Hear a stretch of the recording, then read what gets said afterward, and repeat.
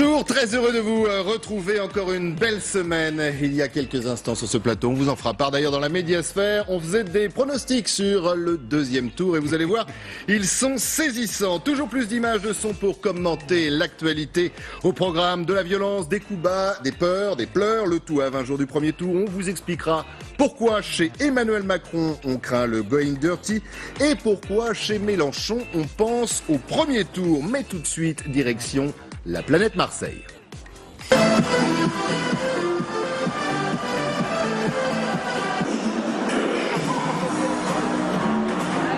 Emmanuel dans l'oreillette. Ah oui, oui. Ah ouais, c'est un fan de l'OM, hein. Ah oui. Bon, alors ça, on peut siffler le PSG, on a le droit, allez-y. Qui saute pas n'est pas Marseillais. Ouais. Qui saute pas n'est pas Marseillais. Allez, allez. Et je vous en propose une autre. Qui saute pas n'est pas Macron. Qui saute pas n'est pas. Mesdames, messieurs, un tonnerre d'applaudissements en nom Emmanuel Macron.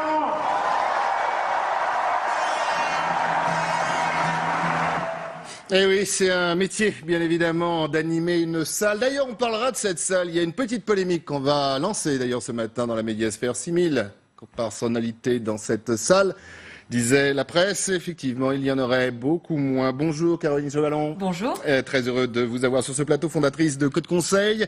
Nous avons également, vous le connaissez, c'est un habitué de cette émission, Ludovic Delerche. Bonjour. Bonjour Christophe. Cofondateur de Doculix. Anne-Claire Ruel, bonjour. Bonjour. Fondatrice du board enseignante en communication politique à Paris 13. Et Stéphane Attal, bonjour. Bonjour. Fondateur de l'agence Les Influenceurs. Marseille, planète Marseille, ça continue. Je vois quoi? Je vois des Français! Vous alliez le faire gagner parce que c'est notre projet! Vive la République! Vive la France!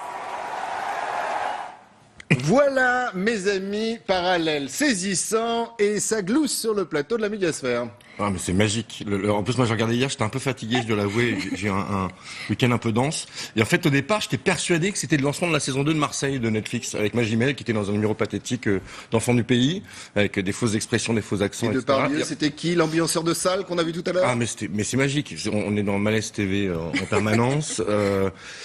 Enfin, c'est intéressant en fait, parce que on savait qu'il tiendrait pas la distance. On l'a dit à plusieurs reprises. On s'est même fait taper dessus pour l'avoir dit plusieurs sur ce plateau notamment ou dans les dîners. Et là, ça y est. On voit que ça tient pas et que quand on n'a pas de conviction et quand on n'a pas de projet, qu'on est que dans les postures et dans l'empilement de postures marketing, ben non, on fait pas sauter une salle, non. Il nous a fait une belle François Fellman là.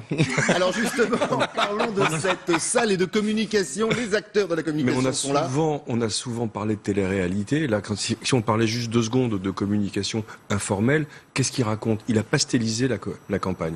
Il y a du rose, du jaune, du bleu ciel. Donc tout est beau, tout est gai, mais c'est plus de la télé-réalité. On est revenu à Hélène et les garçons. C'est le plateau d'Hélène et les garçons, c'est la cantine de la fac. Lui, il est au milieu de tout ça comme un évangéliste, c'est ce qu'on disait tout à l'heure, en train de hurler comme un gourou, mais il est presque effrayant. Oui, parce que dans le montage, on avait le premier meeting emblématique d'Emmanuel Macron, et là, celui de Marseille, samedi, idem. Mais sur le plan de la communication, c'est presque effroyable parce que finalement, tous les atouts qu'il avait au début de la campagne, la jeunesse, l'empathie, le désir de changement, il les a cachés derrière cette gadgetisation de la campagne qui fait qu'aujourd'hui, franchement, moi j'ai regardé tout le meeting hier soir, je l'ai regardé sur YouTube pour être précis, mais je me suis endormi. Il n'a strictement rien annoncé d'intéressant. C'est terrible pour lui. Et en même temps, il y a une logique parce qu'en fait, Emmanuel Macron a construit sa campagne sur de la pédagogie.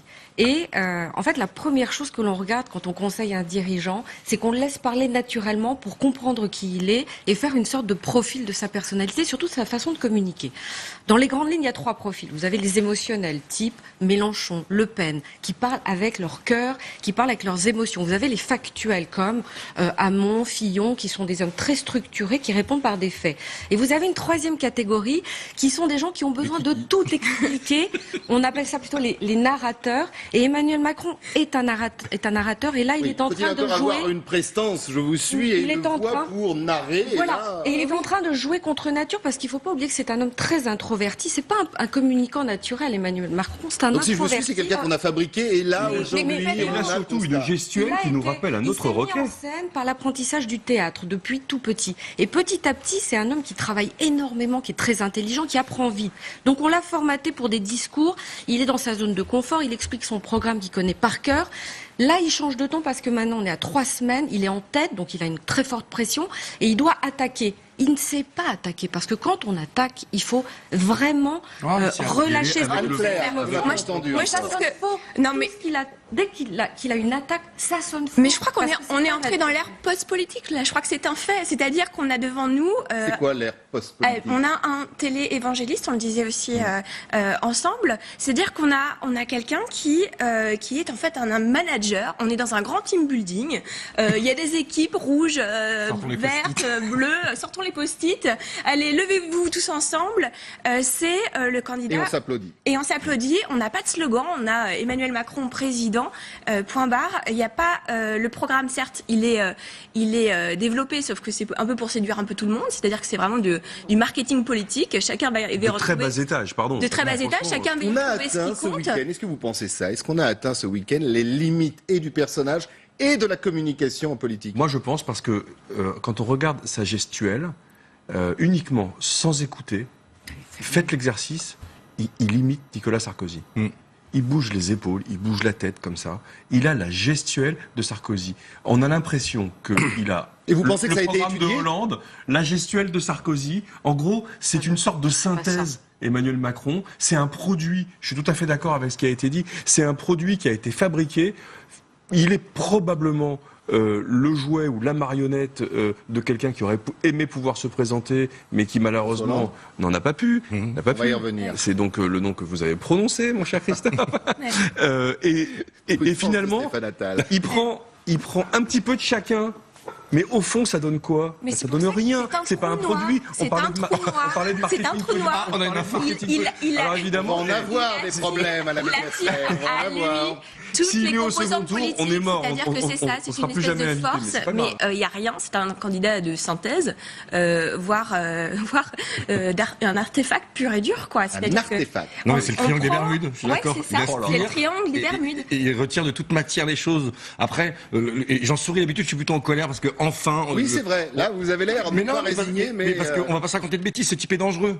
Il est dangereux, son programme est dangereux. Et quand il attaque le Front National, c'est la seule chose sur laquelle il a raison de dire que c'est le candidat qui est le plus frontal avec le Front National. Parce que c'est le candidat le plus populiste, avec le programme qui se rapproche le plus. Sa mesure économique phare a été vendue par Jean-Marie Le Pen 2 fois de suite et par sa fille ensuite. Mais donc, il est dangereux pour le Front National parce qu'il... Non, il est dangereux pour nous, pour les Français. Oui, mais il est dangereux pour le Front National et c'est pour ça que Marine Le Pen le combat comme ça. Et c'est pour ça que dans une hypothèse de second tour, Macron-Le Pen, il est donné vainqueur. C'est parce que finalement, il est beaucoup plus politiquement correct. Et tout le monde va voter pour lui si jamais on se retrouve son front républicain, c'est surtout aussi parce qu'il a aussi pas grand-chose à vendre derrière et que c'est... Alors, si vous êtes d'accord, mes amis, nous allons continuer, parce que c'est un peu notre but dans cette émission, en images, toujours Marseille. Décidément, il s'est passé beaucoup de choses ce week-end à Marseille.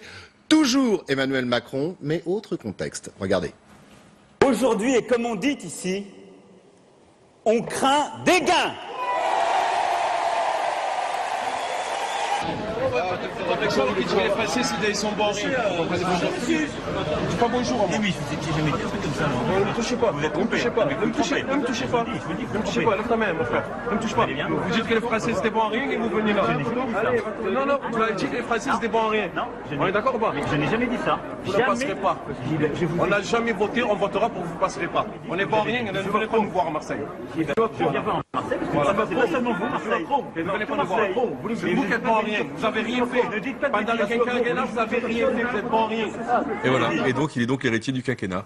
Mais oui, mais les Français sont intelligents, ça fait plaisir de voir ça. C'est que les gens sont intelligents. Par contre, c'est là où on voit le danger, c'est qu'il dit D'habitude, on vote pas, et là, on va voter pour pas que vous passiez. C'est-à-dire que vous votez pour qui? Oui, c'est ça. Et c'est là où il y a un vrai danger. C'est là où il y a un danger. Mais ce monsieur, comme vous le dites, il a dit tout haut ce qu'on est en train de dire ici dans cette atmosphère feutrée. Il est le candidat de la suite. Il est le garant de la continuité du programme de François Hollande.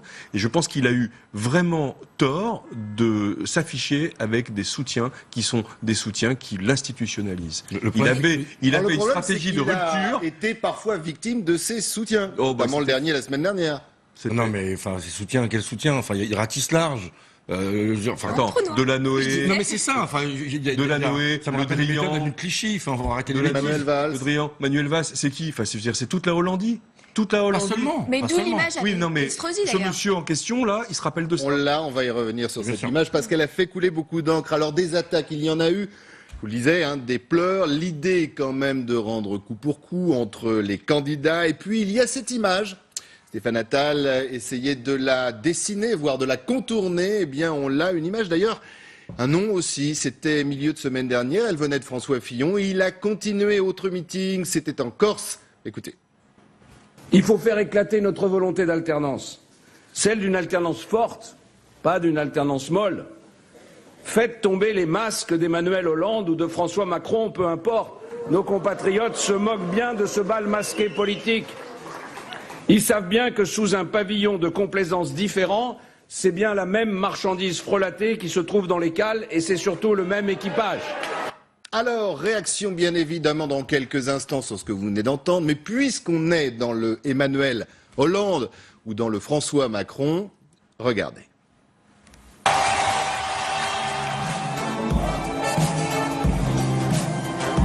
Bonjour à vous. Bonjour Marseille.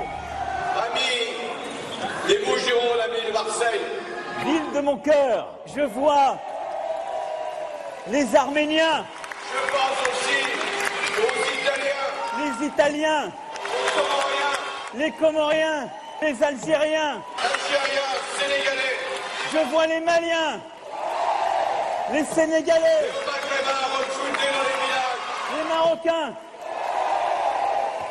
Les Tunisiens. Et je n'oublie pas tous les autres.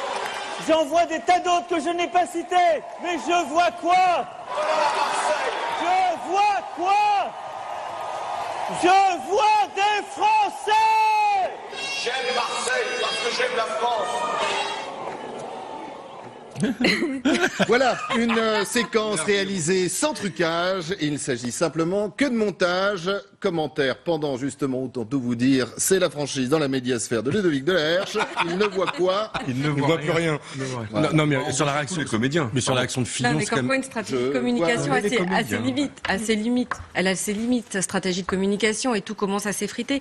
Moi, j'ai lu quelque chose qui m'a interpellé ce week-end, c'est qu'il paraît qu'il est coaché par Mimi Marchand. Je ne sais pas qui était Mimi Marchand. C'est quand même une femme. Expliquez aux téléspectateurs qui est Mimi Marchand. Alors, Mimi Marchand, c'est une femme qui quand même donne toutes les images pour les paparazzi, de paparazzi dans la presse People. Et il semblerait, ça a été relaté par Vanity Fair, que Brigitte Macron était à un dîner avec Xavier Niel. Elle s'inquiète sur l'affaire de l'homosexualité de son mari. Xavier Niel lui dit, mais il faut absolument que tu sois coaché par cette femme. L'équipe de Macron tremble. Et en fait, c'est une femme qui a conseillé à Brigitte Macron de poster, de faire la couve de Paris Match en maillot de bain. C'est aussi elle qui a conseillé à Macron de mettre des banderoles, des couleurs un petit peu sur scène. Elle lui a dit quitte ton pupitre, il l'a pas fait. Elle est au premier rang de tous ses meetings. Mais et elle danse comme on l'a vu à Marseille. Et elle danse. Ça veut dire qu'Emmanuel Macron est coaché quand même par quelqu'un une folle et quelqu'un qui lui fait travailler sa voix. C'est quelqu'un, on lui a appris à parler marseillais en 48 heures et on voit bien les limites de sa communication. Oui. C'est mal passé. Il a très mal dit, franchement. C'est ce qu'on appelle un flop, mais quelle erreur de com. C'est du basique, quoi. On ne peut pas employer l'expression d'une région dans laquelle on va si on est décalé par rapport à cette expression. Il est en décalage complet. Il sait même pas ce qu'il dit. Il ne comprend pas ce qu'il dit. Il ne comprend pas. Oui, alors il y a cette référence effectivement à Ayam. complètement raté cette référence à IAM, donc c'est vrai que moi je vous rejoins totalement. On a l'impression que bon, la prochaine fois, s'il va à Reims, il va faire de l'électro, s'il va à Toulouse, il va faire du ska. Enfin, on se demande un peu ce qui. Il va parler champagne à passe, quoi. Reims. Il va pas. Ouais, c'est exactement. Voilà. Il n'a pas parlé football, par contre, il a eu tort. Oui. Non, mais il y a l'histoire de Ryan, l'écharpe c'est plus quand grave. même du PSG, jetée à la foule en disant, il l'avait déjà fait, hein, d'ailleurs Emmanuel Non, mais Macron, c'est que son équipe ça, de cœur c'est était nul. l'OM. Mais ça, c'est nul. Il aurait pu parler football bien autrement.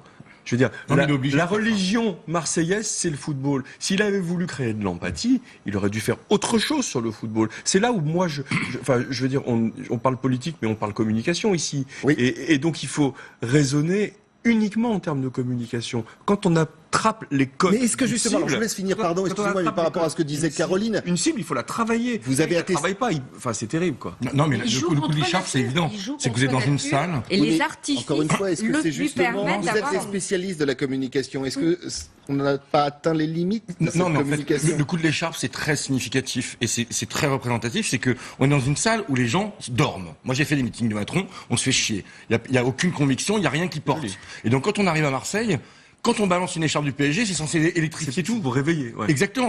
Les gens Le sont feu. censés hurler, etc. Parce que pour réveiller une salle qui en fait s'endort. Parce que vous les réveillez avec quoi? Avec la taxe sur les prestations sociales? Mais non. Donc, Alors en parlant de salle, autant tout vous dire, on va essayer de voir si pendant l'émission on retrouve ces images. On en a trouvé, hein, bien évidemment, mais elles sont difficilement diffusables en termes de qualité, pour tout savoir, sur cette fameuse salle. Beaucoup dans les médias ont dit, je vous disais en ouverture de l'émission, 6000 personnes à Marseille. En fin de compte, la salle pourrait contenir que 3000 personnes. Et dans certaines images, on voit que cette salle était à moitié pleine, ou au quart vide. En tout cas, voilà. Regardez justement l'image, vous voyez, Mais après, ça c'en est pour une. revenir- Il y en a d'autres, bien évidemment, on essaiera de vous montrer ça. Rapidement, Il y a sur le les propos, premier front, Christophe. et puis derrière, il y a personne. Rapidement sur les propos par rapport à Ayam. Là, par contre, c'est grave. On peut sourire, rire, parce qu'il sera pas au second tour. Maintenant, on le sait, on est tous ravis. Mais par contre, sur Ayam, c'est grave. Parce qu'on prend un morceau emblématique d'un groupe marseillais, mais qui en fait parle pas que de Marseille. Il parle du déterminisme social, qui fait que quand on est un enfant et qu'on est dans une famille pauvre, c'est beaucoup plus compliqué que quand on est dans une famille riche. Et ce texte est splendide. Il est beau, entre cache doré, cache d'acier, etc. C'est ciselé, c'est du Ayam. Et alors, soit c'est un neuneu qui a juste repris le texte et qui a pas été foutu d'écouter le titre, mais c'est vraiment de l'incompétence. Et qui à n'a pas pas compliqué. compris le sens. Soit c'est du cynisme, parce qu'il commence sa phrase par « Non, nous sommes bien tous nés sur la même étoile ». Donc l'air de dire « Ayam, vous avez tort ». Et là, C'est une grosse erreur. c'est une erreur et un cynisme qui là, par contre, est beaucoup plus grave et beaucoup plus indigne, en fait, que simplement Kiki qui fait de la politique. Moi, je vais vous dire, Kiki qui fait de la malheureusement, il est dans la superficialité totale. Mais bien sûr. De tout. Tous les sujets qu'il adresse, il les adresse de façon superficielle. Je suis pas certain qu'il ait vraiment lu le texte de cette chanson sublime, tel que vous l'avez Mais non, écrit. pourquoi? Parce Je suis que pas c'est un certain candidat de qu'il l'image. s'intéresse au football. On parlait de l'image Closer, Voici, Gala, enfin tous les magazines People. Et c'est un candidat de l'image. Et de la posture. Et de Non, mais la posture. Il était C'est le un seul candidat de dans la cette campagne couleur. à pouvoir parler aux jeunes. Il a 39 ans. Je veux dire, il est quand même beaucoup plus proche de quelqu'un qui a 25 ans qui va voter pour la première Non. ou la deuxième fois Alors justement, que moi, les il y a autres. quand même quelque chose Et qui et me il y a que trouble. Mélenchon qui fait ça. Moi, il y a quelque chose qui me trouble C'est sur terrible. sa communication orale. Je regardais C'est à vous, et en fait, la journaliste l'attaque sur le fait qu'il ait accepté de montrer son couple dans les médias. Et il s'énerve, il dit, mais bon sang de bonsoir. Est-ce que vous employez cette expression à 38 ans dans sa communication? Grands-parents, hein, Même à qui 50, disaient- Non, mais je vais vous dans dire, sa madame. communication, parfois, il dit naguère, confirme. naguère. Voilà, et je trouve qu'il y a un décalage entre sa femme, qui, Mais vous le disiez tout à pardonnez-moi, l'heure, que je Caroline. trouve très belle, Vous c'est disiez- une femme qui est très intéressante, qui ne fait pas son âge, et un homme de 39 ans qui se dit être révolutionnaire, qui veut amener... Mais vous l'avez dit tout à l'heure, etc., Caroline, et c'est qui la emploie différence un entre vocabulaire ce qu'il très l'est étonnant. certainement et peut-être d'ailleurs, et l'image qu'on veut bien lui Et donner. c'est aurait le pu dire packaging, sapristi, on en revient au candidat Sacre-bleu. marketé. Oui. C'est, on dirait un étudiant Dès que en je m'énerverai, commerce. je vais dire, mais bon sang de bonsoir. Mais ça Alors, allez-y. sapristi. Oui, maintenant on va parler comme ça chez vous, Christophe. Bon, il y a de l'image, il y a aussi de la politique, bien évidemment. Toujours Emmanuel Macron, son ennemi François Fillon, règlement de compte entre les deux hommes. On va commencer, bien évidemment, par Emmanuel Macron. C'est devenu un clan qui joue sur la revanche, qui ne promet que cela. Il va venger. C'est un clan aux pratiques inacceptables, qui ne propose plus rien, qui hier encore a fait siffler un représentant de la famille gaulliste. Alors, il joue Il n'est vide. pas habité. Il n'est pas habité, c'est-à-dire qu'on sent que ce sont des phrases préparées et qu'il ne se les est pas appropriées. Et c'est ça qui dérange, je trouve, à l'image. Il interprète un rôle qui lui a probablement été écrit par d'autres, dont on peut supposer qu'ils sont François Hollande, son épouse et je ne sais qui encore. Mais il interprète un rôle. N'oublions pas qu'il a connu sa femme dans un cours de théâtre il y a déjà 20 ans, 25 ans, et finalement, il n'est peut-être pas autre chose qu'un comédien de planche qui interprète un rôle que d'autres veulent écrire pour lui. Alors, autre sonore à analyser, c'est tout de suite, c'est parti.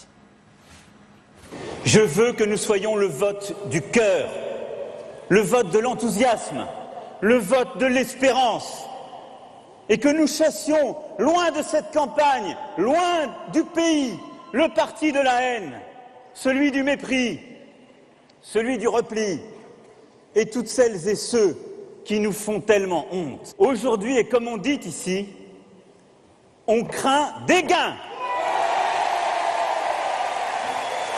Voilà, on craint des gains, séquence 2, et commentaire de Caroline Chevalon sur ce que vous venez de voir.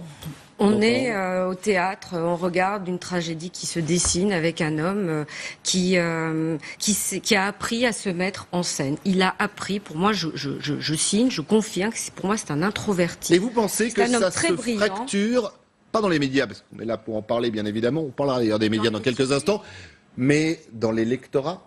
Ça se voit pas dans les sondages encore. Mais on parle de sondages. Les sondages ne représentent que les gens qui répondent au téléphone sur les enquêtes d'opinion. Donc ça représente pas les Français. Ça représente les gens qui acceptent de prendre leur téléphone après un débat pour répondre à une enquête d'opinion par téléphone. C'est censé représenter les Français. Parce que ça représente personne. Moi, je les ai vécus dans la pub pendant 15 ans. C'est une arnaque, les sondages. C'est une arnaque. Ça ne représente personne. Ils se plantent systématiquement depuis 10 ans. Et on continue. Par contre, sur la tendance, ils perdent des points. Tout le monde perd des points. Et après, ça commence à se fracturer. Mais quand on voit Fillon qui l'attaque, bon, c'est quand même le camembert qui dit Reblochon tu pues, parce que le type se gaffe d'argent public depuis des années, nourrit sa famille, sa femme, ses enfants, tape dans la caisse. Oui. Mais il tape sur Macron en disant on va faire tomber les masques et c'est la continuité. Mais alors, bon, lui qui le fasse tomber aussi le masque. Mais après, c'est choquant en fait. C'est choquant et toute la clé, c'est l'abstention. Et on continue à nourrir l'abstention si on parle pas de conviction. Et donc Macron nourrit l'abstention, Fillon nourrit l'abstention parce que c'est du foutage de gueule. Alors les sondages ne sont peut-être pas des horoscopes comme peut le dire Mélenchon, mais en tout cas ils donnent des dynamiques. C'est le seul truc intéressant. C'est des tendances. C'est voir si on gagne plus 3 points, moins 3 points, etc.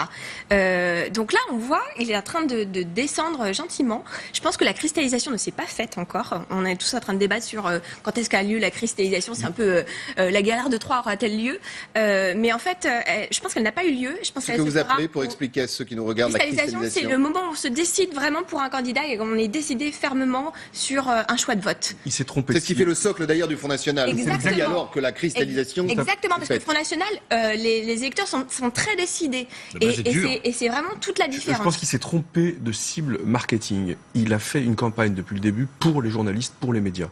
C'est le seul à pas agresser les journalistes.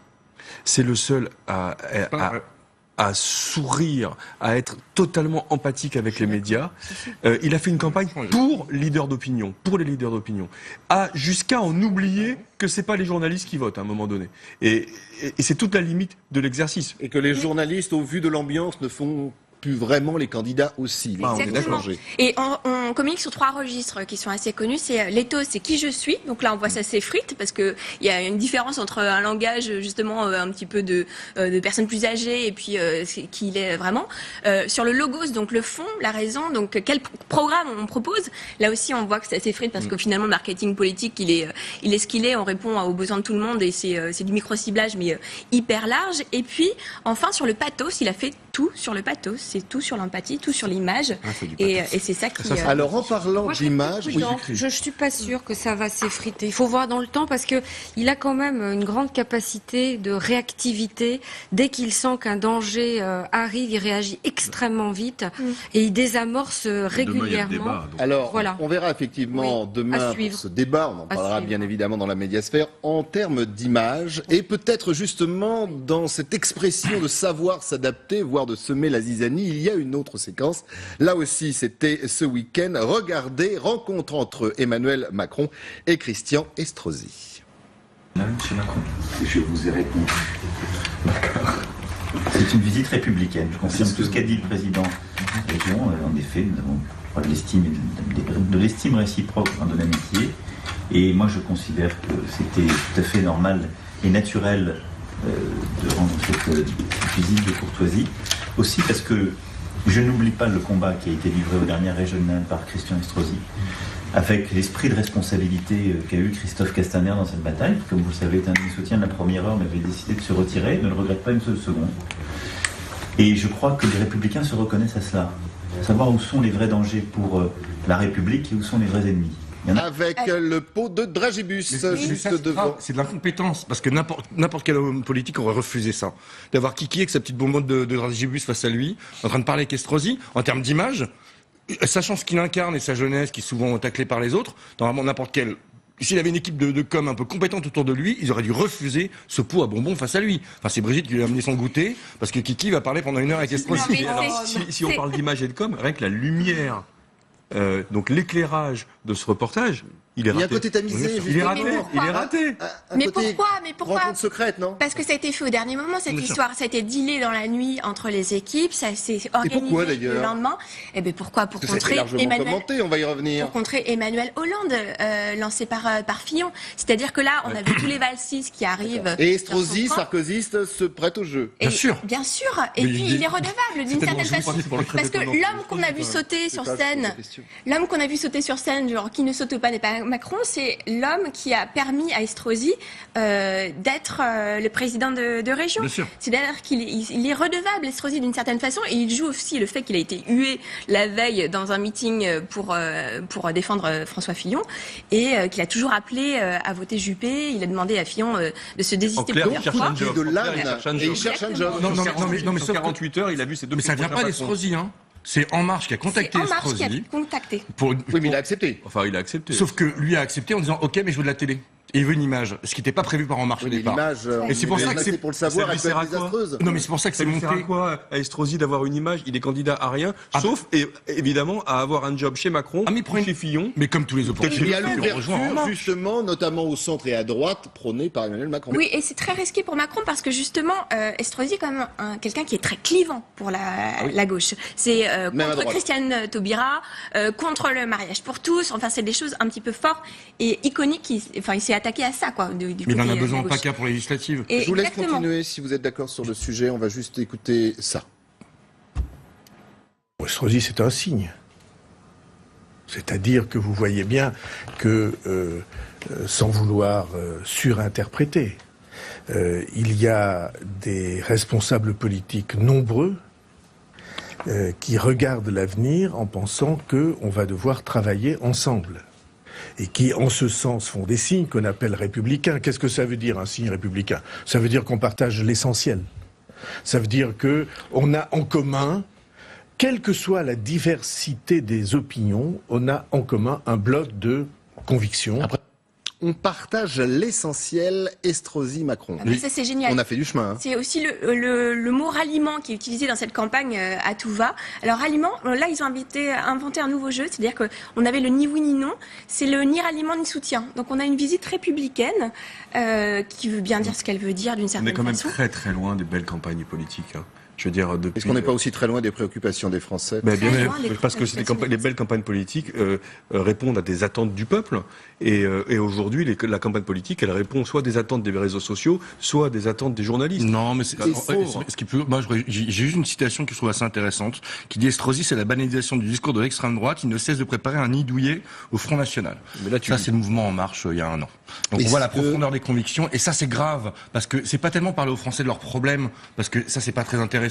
Mais le fond pédagogique, de réconcilier avec la vie politique, avec la vie citoyenne, de construire un projet, et en plus, d'arrêter de mentir. Parce qu'on continue de mentir. Ce matin, la Bourse de Paris est en train de battre tous les records. Donc notre économie va très bien. Pourtant, ils nous disent que ça va très mal. Sur la xénophobie, le racisme, on l'entretient, parce que c'est ça qui est grave, en fait. C'est que non seulement la campagne est creuse, mais surtout, c'est pas de parler des problèmes aux Français. C'est surtout d'avoir une vraie logique de pédagogie, de réconciliation avec la politique et de reconstruction d'un avenir commun. C'est pour ça qu'on est vraiment dans l'ère post-politique. Exactement. Et je pense que c'est ça qui émerge, c'est-à-dire que c'est le candidat du moment. c'est-à-dire le candidat qui ne parle pas du sens, justement, qui est sur la forme et sur l'image, et il agrège un peu tout ça. Est-ce que vous voulez entendre une réaction politique à ces séquences qu'on vient de voir et vous allez pouvoir continuer sur le terrain où vous étiez. C'est parti. Monsieur Estrosi à Marseille reçoit Monsieur Macron. Et chacun de déballer le grand jeu de courbettes, de déclarations inamourées, de promesses de travailler ensemble. Quand ça? Demain? Non! Aujourd'hui! Dès maintenant! Et pourquoi faire? Faire reculer le chômage, l'insécurité, mettre à bas le terrorisme, le communautarisme? Non! Faire battre le Front National! Voilà. Elle fait du Le Pen, mais elle le fait très bien. C'est ça. J'allais dire, on est loin de la com, entre guillemets.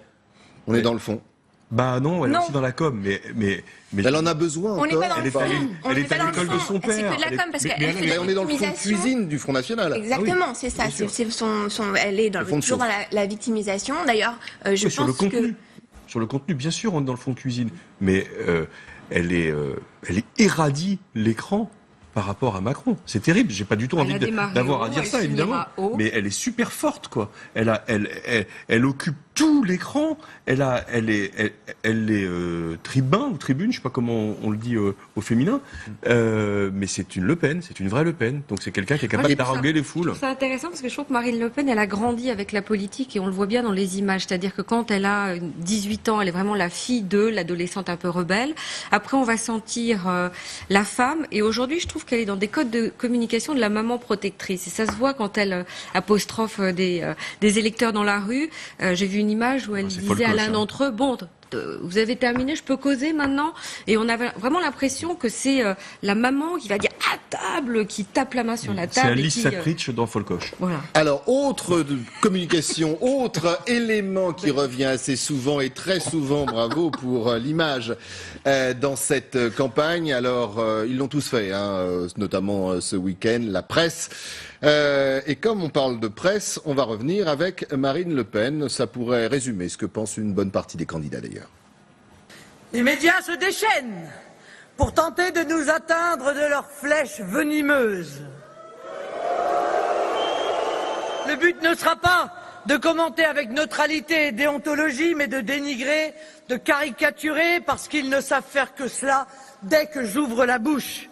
Sûrement auront-ils à peine écouté le discours d'ailleurs, mais plus un Français n'est dupe de cela.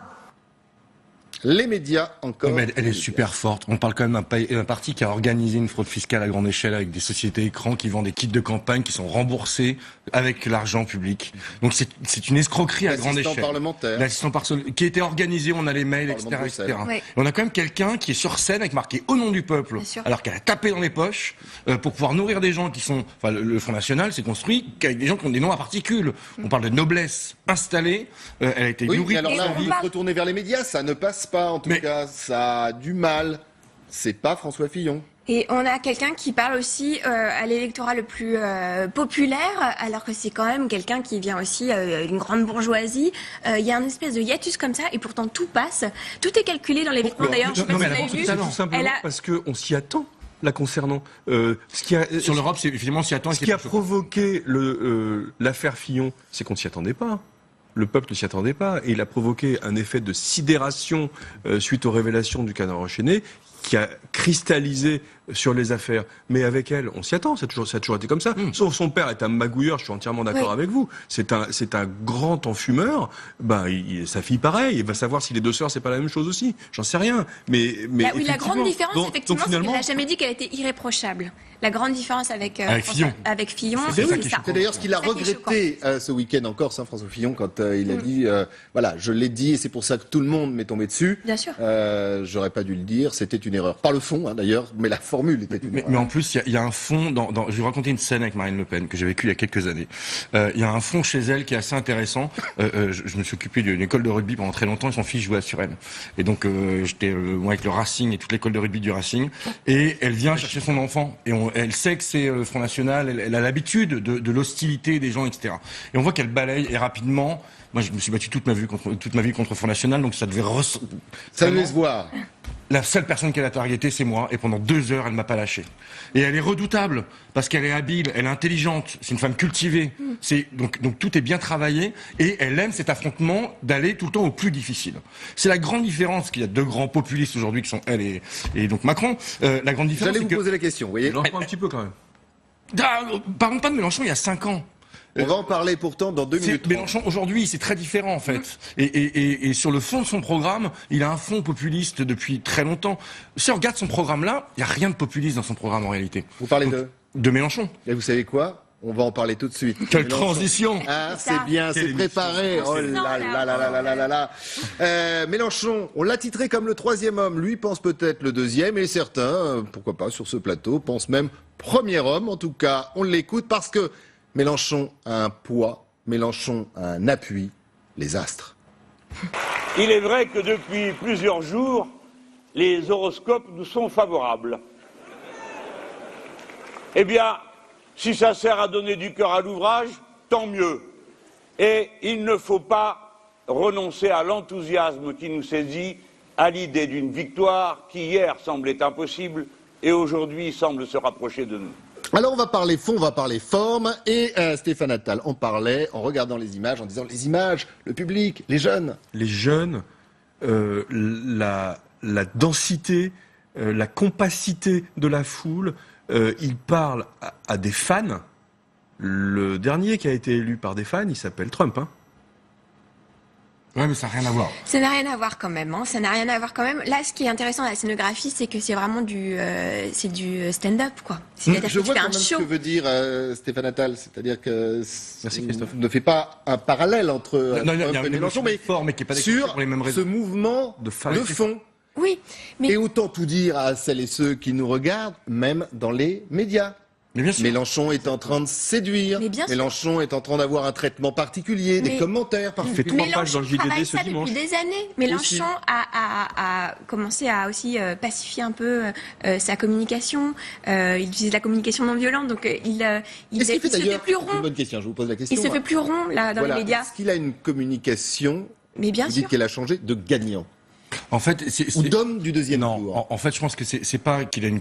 Enfin, il sera au second tour. Vous avez des sondages qui sont faits en face à face, qu'il annonce comme pour les Français, c'est la personnalité. Je le note. Et on a, Allez. Il sera au deuxième tour. Combien de des numéros montants. sur Mélenchon 9h44. En fait, la grande différence dans la communication, c'est que Mélenchon s'est aperçu que son personnage nuisait à son propos. Oui. C'est-à-dire que l'homme énervé, grognon, etc., nuisait au fond, parce qu'en fait, le fond de son programme n'a pas changé quand on regarde et qu'on remonte en arrière. Il maltraite les dit médias. La même chose. Il maltraite les médias, et donc il a accepté lui de se mettre en Et ça peut faire plaisir à son électorat. Et du coup, il rentre dans une posture d'homme d'État. Parce que quand il gomme l'individu pour dire mon projet est plus important que moi, donc vaut mieux que je la ramène un peu moins, même si par moment ça ressort, mais il fait un travail sur lui. Et là, il rentre dans une stature d'homme d'État. Et sans compter le second Mécaniquement. degré. Le second Lui degré, travaille voilà, pour beaucoup comme ça. intérioriser, alors qu'Emmanuel Exactement. Macron, vous nous l'avez expliqué tout à l'heure, lui travaille pour Extériorise le vide. Donc du coup, Hier, il a eu une C'est- en séquence termes sur de la santé communication, publique. en termes de communication, ils sont totalement opposés. Mais il y a une chose chez Jean-Luc Mélenchon qui est incroyable, c'est que je pense que c'est le seul à vraiment prendre du plaisir. On sent qu'en meeting, il prend du plaisir. Il est en communion avec son public. Parce que c'est pas évident hein, d'un seul coup. Mais contrairement aux autres, il fait une campagne tranquille. Mais complètement. depuis un an, Et il a Il pas est égal à changé. lui-même. Il n'y a pas d'affaire, il n'y a pas d'ennemi, personne ne le trahit. On va Mais parler de pourquoi trahison dans quelques Pourquoi Parce instants. qu'il a un Mais socle de franchement. conviction qui est très ferme, c'est-à-dire qu'il est vraiment très solide sur ça. Il a juste eu l'image à travailler au fur et à mesure, et ça fait même plus d'un Il n'y a an pas d'affaire. qu'il fait ça, il n'y a pas d'affaire, donc lui il Et ça continue joue son petit beaucoup dans cette campagne bonhomme de Pas chemin. encore. Et il a pas peur des gens. Elle serait déjà sortie à Ouais, 20 c'est ça. jours quand Je pense même. que Non, là- non, puis surtout, il a une vision, une conviction et un projet à défendre. Donc ça change tout. Ça change tout, notamment dans les meetings. Mais sur l'ensemble de ses apparitions, il a un socle et quelque Il a chose même à un défendre. look, regardez la photo, il a même un look. J'imagine que s'il était au second tour ou s'il est élu président, il va y avoir une mode Mélenchon. Il est pas habillé comme On le les voit. autres. Il a pris des habits de vieux trotskistes. Faut dire ce qu'il est. François Fillon fut un temps avait essayé cette petite veste. Ouais. C'est pas le même prix, mais il a essayé. Elle est pas le même prix, ouais, en effet. D'ailleurs, il l'a Désolé. rendu. Et puis il dit. Le seul Pas celle-là. danger que je vois dans sa communication, c'est qu'à un moment donné, la forme prenne le dessus sur son programme et sur les idées qu'il faut en ressortir. Parce que finalement, on pourrait presque tous aller voir un meeting de Mélenchon pour le spectacle, parce que c'est un excellent orateur, parce qu'on attend sa petite phrase, on attend la façon dont il va être un peu Et il y en a à chaque meeting. Et regardez, aujourd'hui, on parle plus de l'horoscope que de ses idées. Ce dont parlait Stéphane Attal tout à l'heure, et cette image avec Trump, il y a toujours la bonne phrase, on attaque toujours les médias, il y a toujours quand même, quelque part dans ces messages, des codes qui sont respectés, et ça fonctionne. Ça semble le Washington Post, la veille de l'élection américaine, donnait Clinton élu à 80%. Mais bien sûr. La veille. Donc c'est quand même terrible. J'en parlais avec un camarade hier à dîner qui était aux États-Unis à ce moment-là et qui me disait, notamment sur la Floride, mais c'est juste incroyable que les médias comme le Washington Post ou d'autres annonçaient Trump gagnant et notamment en Floride, Clinton pardon, et notamment en Floride. On disait quand on prenait la route, les Américains ils l'affichent sur leur maison pour qu'ils vont voter et sur leur pare-choc. Sur la route, il y avait que du Trump. Donc c'est une espèce d'aveuglement et on est exactement dans le même cas. Merci beaucoup Ludovic. Décidément, nous avons vraiment préparé les transitions. C'est le numéro de parce que quand on prend la route, on peut prendre la route avec une caravane. Et justement, oui, elle est très dure celle-là, ce matin, 8h30, je vois que ça réagit pas tellement sur le plateau, 8h30, il y a un autre, regardez, candidat qui lance la caravane du revenu universel, le cœur qui bat la France, bien sûr, le pauvre Hamon, une campagne difficile, lâchée, trahie, il essaye, il espère, la conviction, regardez sur ces images, elle n'est pas vraiment là, Ludovic de la Herche disait la vache. Je vous laisse le commentaire. Non mais c'est triste parce qu'il a fait une belle campagne. Enfin, il fait un bon programme, il a une belle campagne. Sauf qu'il est aidé par personne. Il est trahi par tout le monde. C'est le seul qui parle d'amour. On en a déjà parlé. Son discours d'investiture, le soir où il est élu aux primaires, enfin il est désigné par nos primaires, est magnifique. C'est l'un des plus beaux discours qu'on a entendu depuis très longtemps. Alors prendre des caravanes quand même pour expliquer son revenu universel sur lequel il est revenu, c'est un peu compliqué. Mais il faut qu'il aille jusqu'au bout, qu'il fasse griller des hérissons dans un caddie. Mais c'est la caravane, c'était le principe de Montebourg qui avait fait une caravane comme ça qui circulait un petit peu partout. D'ailleurs, l'idée... Ouais. Mais c'est vrai que l'image est assez désastreuse et en plus là les médias accentuent ça, c'est-à-dire qu'on va voir les gens justement qui sont passifs derrière, l'absence d'animation. Là c'est des images qu'on a tournées. Oui, mais il y a des images qui sont ressorties aussi dans le back-office des meetings, on le voit un petit peu tout seul et effectivement il fait une campagne tout seul. C'est le seul à faire vraiment campagne en plus, véritablement. Et voilà. Mais on le disait, Rantaine, c'est le seul aussi. Enfin, c'est l'un de ceux qui fait une belle campagne, une vraie campagne. S'il n'y avait pas autant de trahison, si certains n'avaient pas décidé de régler le sort du PS au-delà d'Hamon. Mais il a été le premier à trahir quand il était dans les frondeurs. Il faut savoir qu'il paye aujourd'hui ce qu'il a lancé il y a 2 ans et demi à peu près. C'est possible que ce soit ça, tout simplement. Il fait effectivement une belle campagne. En tant que candidat, je trouve que c'est un bon candidat. Beaucoup de monde à son meeting, notamment. Il a de vrais sujets, il a de vraies propositions. On peut être d'accord ou pas d'accord, mais en tout cas, sur le plan du marketing, sur le plan du contenu et sur le plan de la façon dont il l'exprime, c'est-à-dire la communication, c'est un bon client. Le problème, c'est qu'il manque d'audibilité. Parce qu'il est cassé de l'intérieur, il est cassé sur sa gauche par Mélenchon, il est cassé sur le centre par Macron, et maintenant il est cassé par Valls qui veut récupérer le parti. Et dit-on par François Hollande qui veut l'éliminer. Oui, parce que de toute façon, Macron, Valls et Hollande, c'est à peu près la même maison. Hein. Et on l'a déjà dit ici, on en a déjà parlé ici, mais ce qui est choquant, c'est que ça reste encore une fois un non-respect démocratique. C'est-à-dire qu'il y a eu des primaires, des gens ont voté, et d'ailleurs il y a un mouvement qui s'est lancé qui est très intéressant, et je l'ai fait, pour aller porter plainte au commissariat pour abus de confiance pour les gens qui ont voté à la primaire socialiste. Ça commence quand Mais ça y est, il y a plus d'une centaine de plaintes déjà qui ont déjà été déposées, on les regroupe, etc. Parce que le Parti socialiste est censé exclure Valls, qui s'est engagé sur l'honneur à suivre le candidat de la primaire, les gens ont payé pour. Donc si vous avez payé 2 €, je vous invite à aller porter plainte au commissariat de police. C'est Judas. Pour abus de confiance. Exact. Et la plainte est recevable pour qu'on récupère au moins nos 2 €. Et quand derrière, on connaît tous. On va suivre d'ailleurs cette plainte pour l'instant. Vous dites combien? 100 personnes? Il y a un peu plus de 200 personnes qui ont déposé plainte. Et il y a une pétition qui circule. Et il y a aussi une pétition. Quand vous reviendrez la semaine prochaine, on fera le point. On prendra les chiffres, bien évidemment. On connaît tous le spin doctor derrière tout ça. Il a vieilli. Il a vieilli. Moi, je dirais qu'il a toujours eu un problème d'image et qu'il n'a pas un mental de leader et on le voit pas descendre les Champs-Élysées et lui-même n'y croit pas. Oui, mais il fait le job sur un terrain qui est intéressant, c'est qu'il fait un job de démocratie, de pédagogie, pardon. Ça suffit pas. Oui, mais c'est nécessaire. Et aujourd'hui, on en a besoin. Mais on est peut-être justement sur le parallèle dont on parle dans cette émission depuis le début de cette campagne entre le décorum, l'image, le spectacle et la réalité. Et ceux qui sont là depuis longtemps. Et le terrain. Le Pen est là depuis très longtemps. Mélenchon, c'est quelqu'un qu'on connaît. Ce sont des personnages qu'on suit au fur et à mesure, un peu comme des saisons finalement d'un feuilleton. Et là, ils arrivent, ils ont peu de temps pour...